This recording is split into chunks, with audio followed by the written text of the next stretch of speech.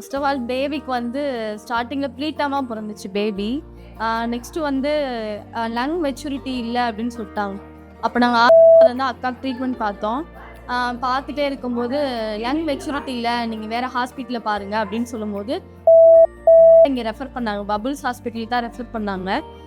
Refer பண்ணி நாங்கள் ரொம்ப பயத்தோடு இருந்தோம். ஏன்னா பேபியோட வெயிட் ரொம்ப கம்மியாக இருந்துச்சு 2 பேர்த்துக்குமே, ட்வின் பேபினால. அதுக்கப்புறம் வச்சு இங்கே என்ஐசியில் வச்சு சார் எல்லாருமே சூப்பராக பார்த்துக்கிட்டாங்க. 24 ஹவர்ஸ் வந்து டாக்டர்ஸ் இருந்த மாதிரி தான் இருப்பாங்க. நைட் டியூட்டிலையும் சரி, டே டியூட்டிலையும் சரி, 24 ஹவர்ஸ் டாக்டர் எப்போவுமே இருப்பாங்க எமர்ஜென்சி சுச்சுவேஷன்லலாம்.